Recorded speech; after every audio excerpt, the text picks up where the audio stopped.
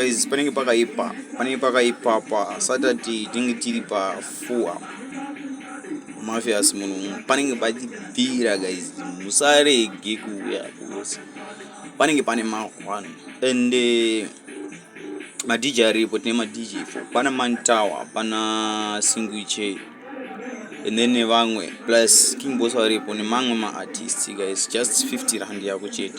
Doro ririmo mukati momo munenge michitenga doro mukati, zvese zvirimo mukati, hakuna nenge chibuda panze. Safe guys, show yacho itori safe zvekutodaro maface, musambowara tinenge titoriko, panenge pakaipa pane chimoto guys, musaware guys, come to support varume basa riende mberi. Panenge pakaipa pa 4 apa, just 50 rand yako chete kupinda.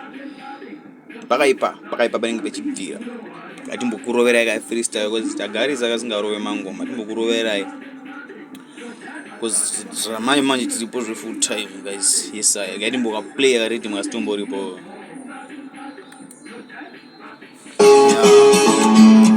Kick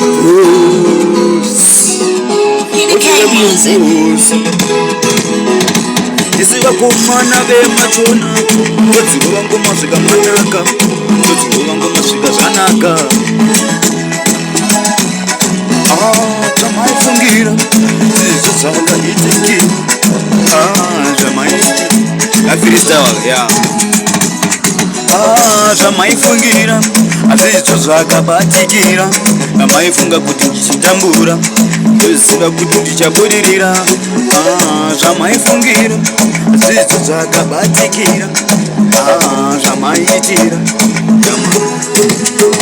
vavengi ndokutendai mimi makandipinisa level riripo, ndokutendai mimi makandipinisa imimi ndinokutendai mimi makandipinisa level riripo, ndinokutendai mimi